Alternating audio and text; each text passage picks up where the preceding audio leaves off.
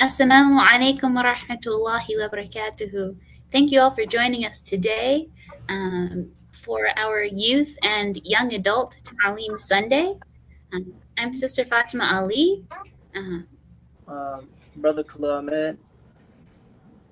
and today we're going to be talking to you about a topic that has been very important to us as young adult Muslims navigating the world, and that we hope will be helpful for you.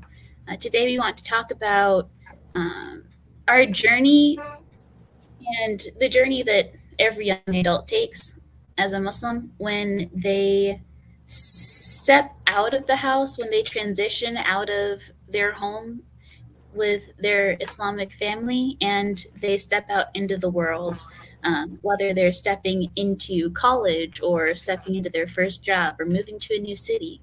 And the journey that we all take in establishing our Islamic identity outside of the home as a young adult in a new context. Today, we wanted to share Yeah, our and that, own experiences and what it was like for us. Ooh, am I breaking up a lot? a little bit, but I heard you most of the way. So Okay, I fix just, my Wi Fi. Khalil, if you'd like, you can take the lead while I troubleshoot. well, I would like to start off with Surah, like Soprano recitation. Usually, I just do Al Fatiha. So, Bismillahir Rahmanir Rahim, Alhamdulillah Rabbil Alameen, Ar Rahmanir Rahim, Maliki Yawmiddin, إياك نعبد وإياك نستعين اهدنا الصراط المستقيم صراط الذين أنعمت عليهم غير المغضوب عليهم ولا الضالين. Ameen. Brothers and sisters, I've been absent for a while. I've been not on the youth Taleem in a long time, so I'm happy to be back. This is my first stream in a long time, uh, and I'm glad to have Fatima on my side. Um, let's see, the topic of leaving the household and still maintaining all your Muslim practices and everything like that, and how it affects you when you're not accountable by either your family or anyone else if you're outside of your Muslim community.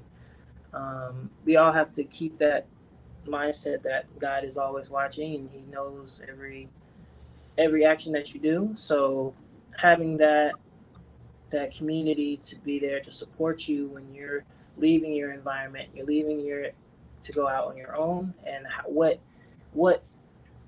how that is so important to keep that Muslim identity with you when you're leaving out the house. Um, and that comes with just like the stress of like bills or finding anything like a new job or college and peer pressure, if anything like that. Having not having always your communion or someone to respond back to when you're in those situations where you're isolated and alone, always coming back to your community or finding new ways to come back to your Muslim identity, or just never lose it. So it always comes with um, new challenges and new rises that comes with leaving the household.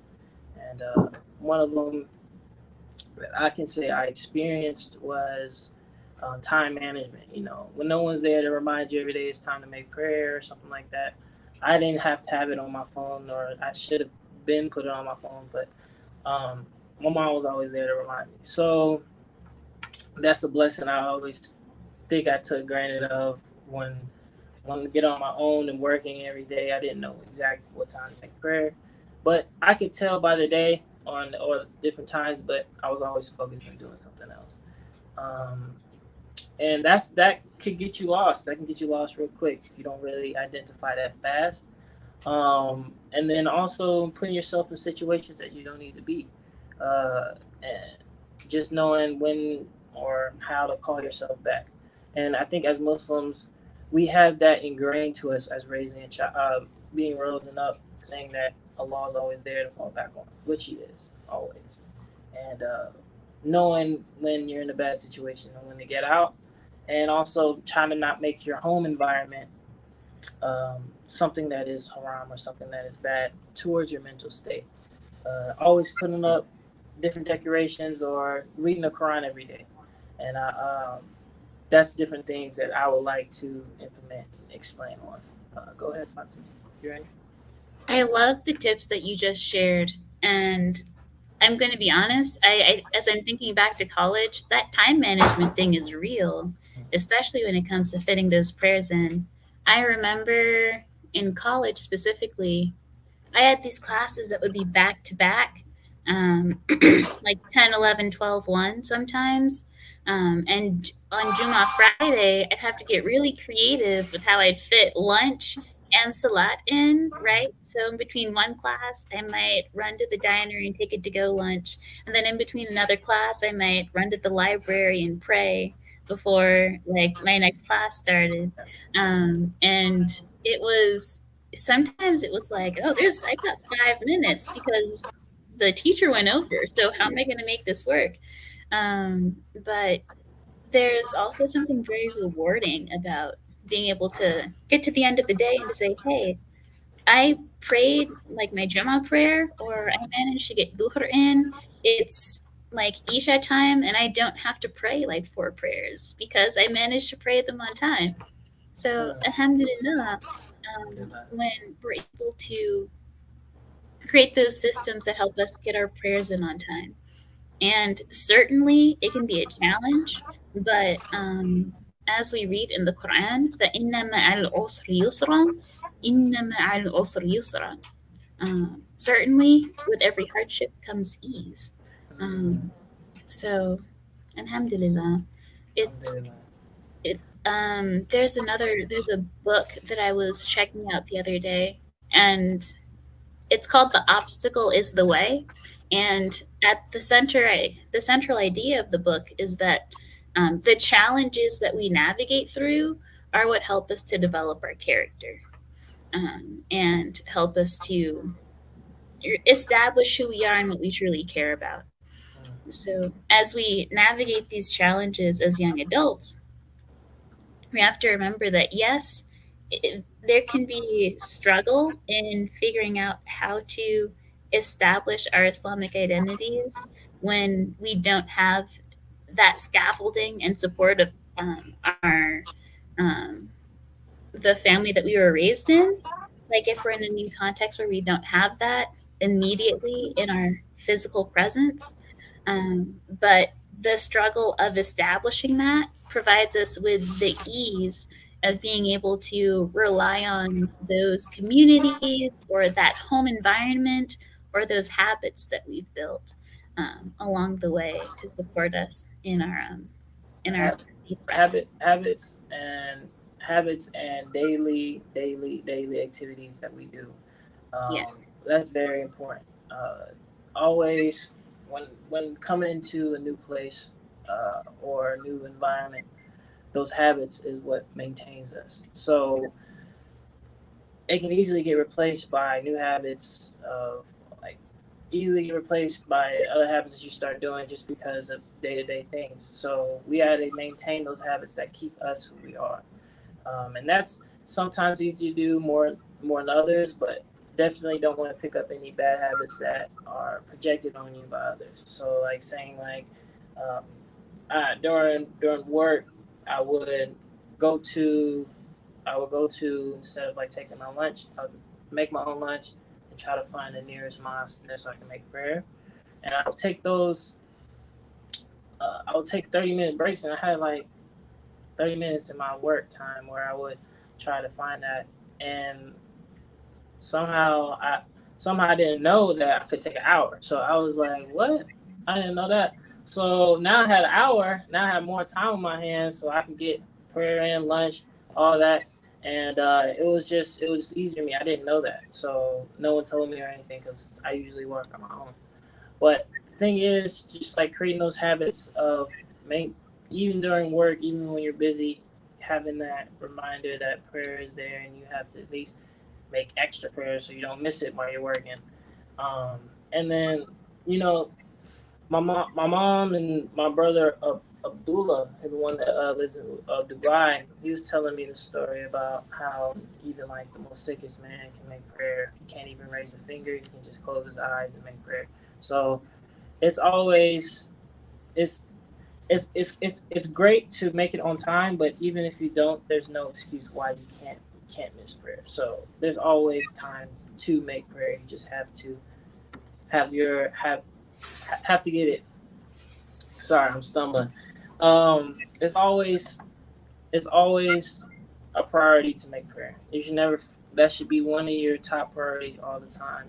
Always listening, always keeping your mind on prayer. And that's sometimes hard to do, but having that as a top priority, if you keep reminding yourself in daily habits, just like as her said, don't get yourself mixed up without that, and you can get really lost. And people really take advantage of that, take that for granted when they're moving into a new place because they're having a bunch of list of things to do, a bunch of different things they have to do, um, getting furniture, getting everything that you need, and in college classes, and trying to fit all your studying in and everything like that, and just making sure all your things are maintained. So we can get clustered and we can get really confused on different things regarding around prayer. But I'm just saying, as a Muslim, and confusing things time to time again, you're dealing with a bunch of stuff. Um, Prayer gives you that break that you need so you can refocus, and that's really really important as Muslims. Um, and then one of the other topics who was going to speak on. Sorry, if it was a bad transition. What was the other topic? I forgot. Okay, I had two thoughts. First, so as you were talking about prayer, one thing that popped into my mind was that just like how when we're in school, we have meetings with a counselor, like a college counselor, to make sure we're on track. Our 5 daily prayers are our meetings with Allah to keep our heart and soul on track. Mm, So if if you have like a meeting with a counselor who's helping you get like that ace job or internship that's going to propel you into success, mm, you're not going to miss that no. if you've got yourself like together.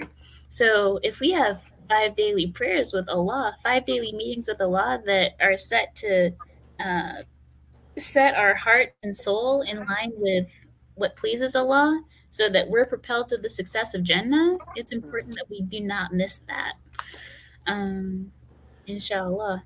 And the second topic that we had in mind was talking about community, mm, finding community as a young adult. And as someone who, I can talk about my experiences here for sure. Um, I would advise all young adults when you're moving to a new city or when you're taking on a new job or when you're searching for colleges to apply to, look into the local community to see if there's an Islamic community for you to plug into.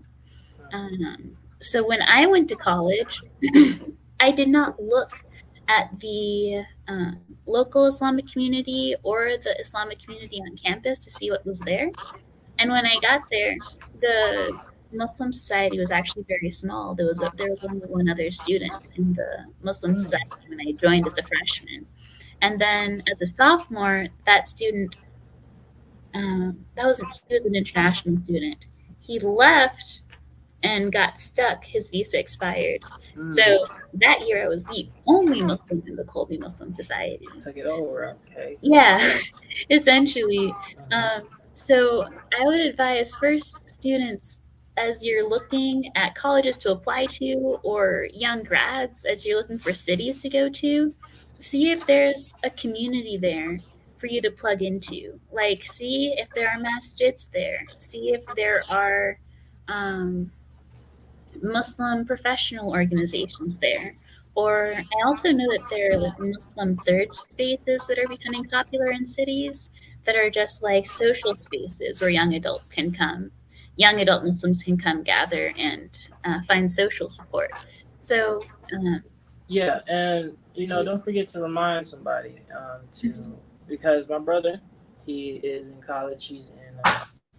He's in Marshall University right now, up in West Virginia. Um, I asked him, "Did you find a masjid over there, Shadi? Like, did you find a masjid?" He's like, "Well, he didn't give me an answer then." He was like, "But recently, I knew I reminded him about it. I don't know if it came from me or he just said, okay, I'm just gonna find a masjid for today's Friday." But I saw him post he was inside a mosque. I was like, Alhamdulillah, he found himself a nice mosque over there in West Virginia. And I was like, because I know he's not around any family. Like he's all over there, all alone in West Virginia. But we call him all the time, and we always see what he's going on in his life and everything that's going like that. And we see his success as growing as a football player, and over there, and he's making a big splash. Like, and we love communicating with them. But other than our family, I'm not sure how much access of community that he has over there in the Muslim. So I was made sure, like, have you went to a mosque? Is there a mosque that you go to in West Virginia? I asked him that question because when he was here, I took him to Mercy Masjid, and we made prayer over there. And he came and he made prayer, and I made sunnahs because I was setting up before the masjid. Like I have my own security job over there at Mercy, and yeah, it was great to do that with him because I haven't done it in a long time. I don't get to see him all the time. So having that always family oriented, when you go outside of that community, make sure you find that new community. And I saw my brother, he found a masjid, alhamdulillah. And and he's doing great. So, I'm praying for him in all my prayers, and hopefully he's making his prayers for me and his family and his success. And hopefully I can be up there with them because I'm trying to get up there and watch all his games. But other than that, it was nice to help him find that community, even though it was maybe just subconsciously in his mind, like, okay, I have to go to Islam, I gotta go to prayer this Friday because you could get lost in there by yourself because you don't know. Um, I'm always praying for all my brothers and everything like that. But seeing that was definitely put ease into my heart that he's keeping connection with God and everything like that.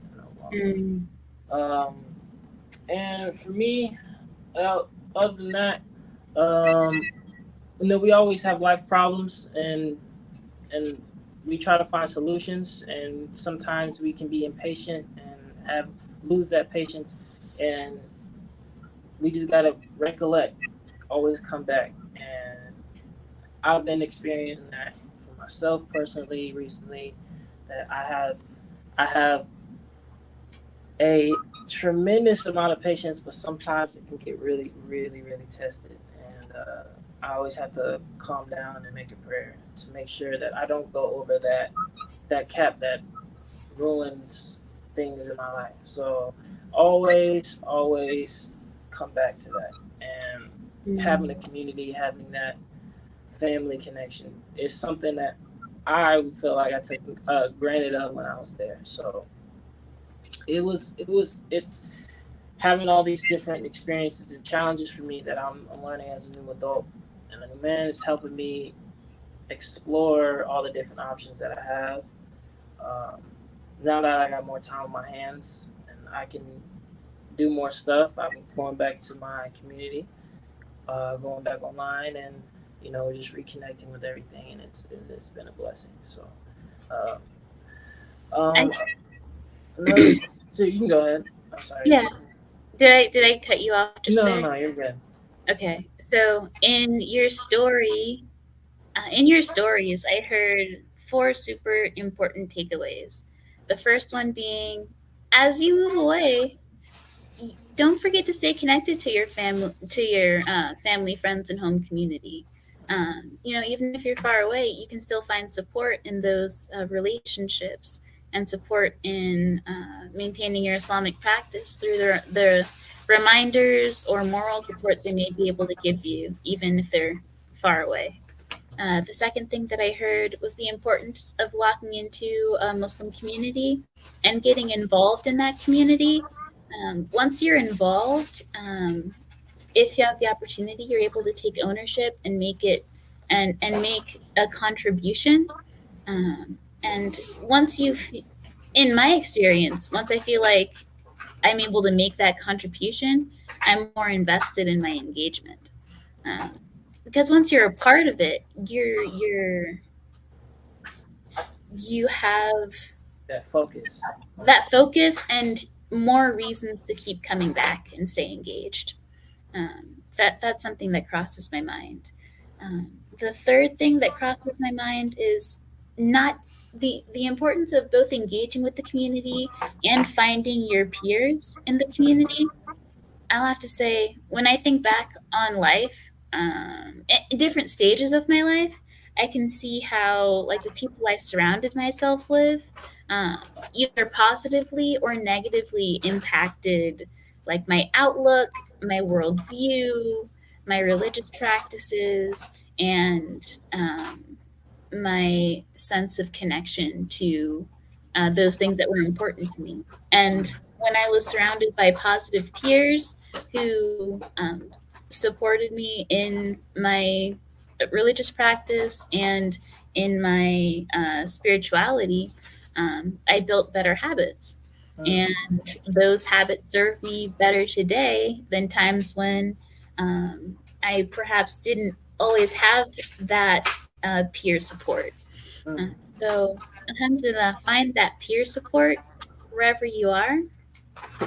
Find, even if it's just one person makes a huge difference. Find your buddy and support each other in your practice. So And I know exactly what you're saying. So my mom, before last Eid that we had, I think it was the first day Eid, the day before, she took me to the Spanish Muslim community that just got built. I think it's down in Alif, in that area. Um, I went to go visit there, and I never been to that masjid before. And right around, my mom didn't even let me say hi before telling me go help set up chairs and help people. I was like, okay, I'll help out. So I was um, setting up all the sodas and everything to break fast and everything like that. And he was like, I forgot his name, but I made a friend because he was helping me set it up, and having that keep somebody to talk to when, because we stayed there for like 3 hours, and when time to break fast, I was able to talk to him, tell him about everything, and we made a connection. So it was new, but I cannot remember names. I'm really bad with names, but. We made a connection. I got to talk to him about everything that I was going, talking about everything, how my fast was going and everything. And you know, I saw my sister was there. My sister Fazia was there, and she waved past me because my mom didn't tell me anything to do. But I was looking at my sister, and she sat down with me, and that was a good experience because we can have a group conversation with family, even though we're in a different community. And of course, my mom, she knew a lot of people, um, but she rotates masjids, and um, that's something I want to be able to do as well. I was always coming to either Mercy or Waterford Dean, but that's kind of the same community, um, mostly. I'm not sure, but the leadership positions over there. And then, but meeting new Muslims and knowing that there's like different things. I think they had a Spanish Quran and like Arabic, so it was cool seeing that as well. And it makes you realize, like, okay, you can even be Chinese and Muslim. Every Muslim's all around the world. It's not just in this one community. So um, I had an advantage of meeting one of my brother Abdullah's friends, which he was in Dubai. My mom introduced me to him. I forgot his name as well, but she really wanted me to meet him as well. So it was cool that even in Dubai, my brother had friends and Muslims that were here as well that we can always communicate and contact with. Because I think he told me to visit the Spanish. He said, "Yeah, there's some people over there that can help you out." I was like, "All right, I'll check it out." But I think it just slipped my mind. But yeah, it's very important to broaden your horizons and not just keeping the same habits. Of course, having your maintained daily prayers, fasting, all the things that make you a Muslim, stay as those habits, but also broaden your horizons as being more sociable. That is actually helps you more in becoming a leader in the community or just someone that contributes a lot more. And of course, the more you contribute, the more you help, the more blessings you get, the more rewards you get for the next life. And I always appreciate the people that remind you every day or every time they see you to keep to your practices, keep to who you are, and do not become lost in this world of attraction and everything that could bring you down to that level. And Mhm. always be humble. So all these different tips, it's great to have those reminders in mind and just having those new experiences and new communities, and it gives you a better outlook. Gives you from being socially. I know we always socially separate past couple of years, but it keeps you being social, and that was one of the good experiences, a great experience I had as this Eid. Of course, Eid's always great, but other than the one other celebrated Eid that I had, helping out with snow cones and everything like that. I was in the front of Masjid making snow cones for everybody, and I helped out with everything. But that was one of the cool experiences I had, and I appreciate my mom and Allah for doing that for me. Um, Alhamdulillah. Yeah, Alhamdulillah. that's awesome. I've definitely been to Centro Islamico, or Islam in Spanish, one of their locations. Mm-hmm. It was right next to one of the Amman academies, and I remember going for Juma once, and afterwards, you know how folks that are at masjidwdm sell bean pies? Mm-hmm. Someone there was selling halal tamales. I thought that Allah, was so cool. To that point, definitely broadening your horizons, engaging with Muslim communities you're unfamiliar with, and building that wider network of support, I think is really important as you're solidifying your own practices and community as a young adult Muslim. And as we approach closing out, I just want to reinforce that idea that we've hit on a couple of times of building those consistent practices that you do on on a daily basis to support your Islamic and spiritual life. The Prophet sallallahu alaihi wasallam said to take up good deeds only as much as you're able. For the best deeds are those done regularly, even if they are few. And so, if you're in a spot where you're just trying to figure out how to pray your 5 daily prayers on time, that's okay. Focus in on that and get those 5 prayers in. Once you build that habit, you can habit stack. You can build those 5 prayers. You can set those 5 prayers and get those in on time. Afterwards, you can dhikr for 5 minutes, or you can dhikr for 10 minutes. You may find yourself in the evening after building that habit of praying and then building that habit of bickering, that you're going to build a new habit of reading the Quran for 5 or 10 minutes. It's all about starting small and building up and remembering Allah. And Allah says in Surah 2, Ayah 45, to seek Allah's help with patient perseverance and prayer. And it is indeed hard except for those who are humble. So as we go in, to improve our spiritual lives and our religious practices. Um,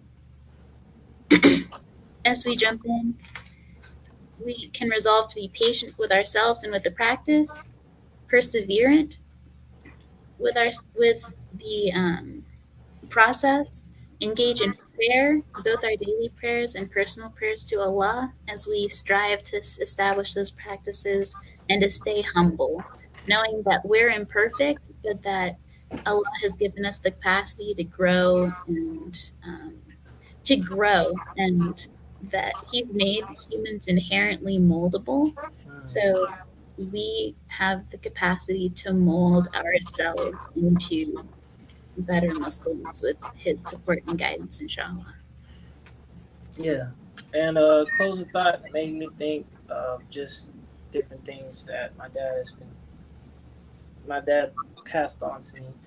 Um, I've been reading books more, and one of those books that he recommended was The Power of the Subconscious Mind.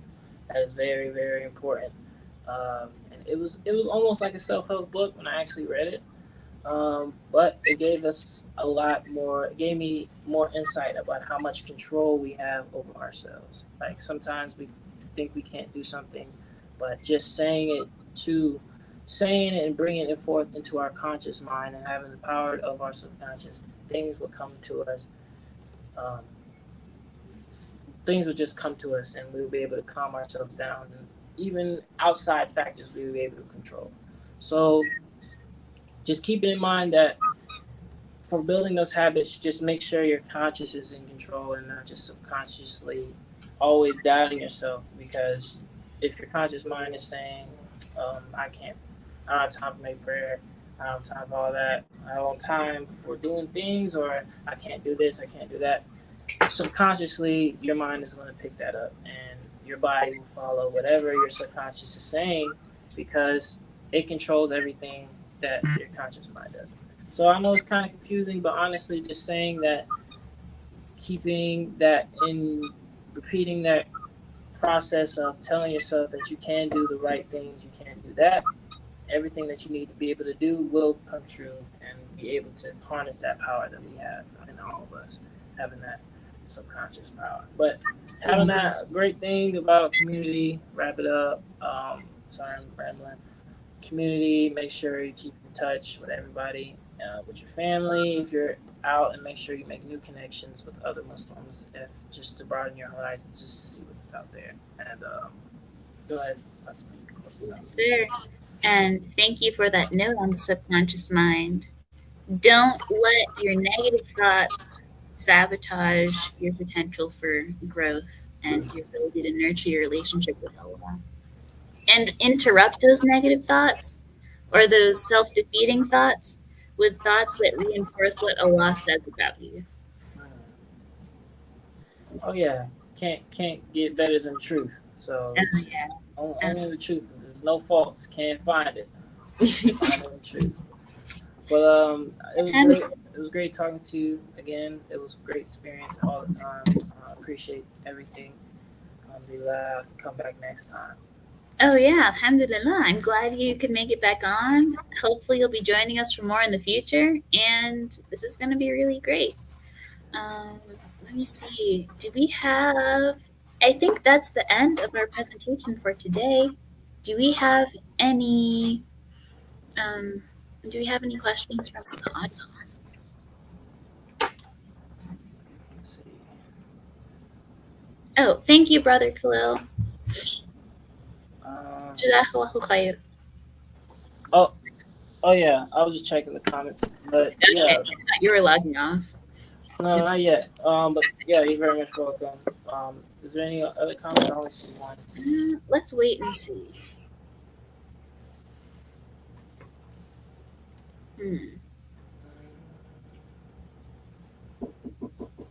Just, Alhamdulillah, may Allah bless you both and me. Jazakallahu khair, Sister Sultan. Sister Sultana. Okay, I don't see anyone or anything. I think that means we're good to go.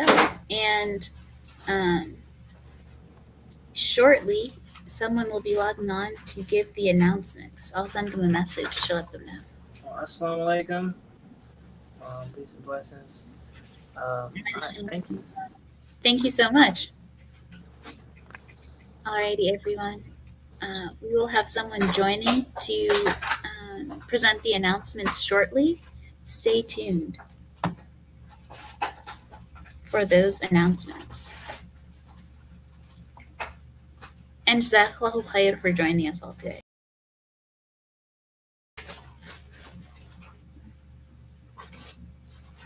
All right.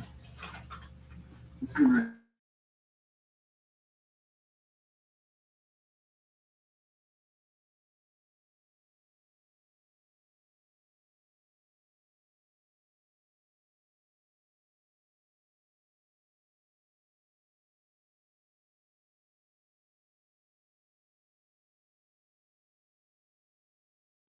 Alrighty, someone should be online to present the announcements soon. shortly. Jazakallahu khair. Thank you for joining to listen. Stay tuned for the announcements, and assalamu alaikum.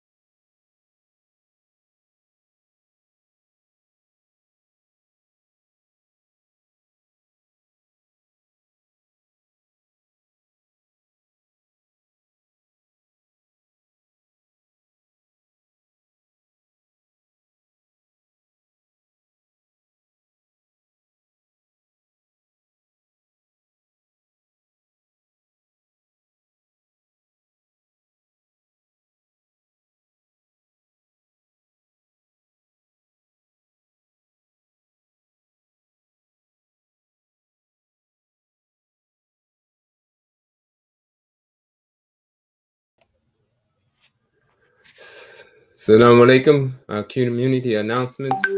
As always, we have our virtual khutbah every Friday, 1:30 p.m.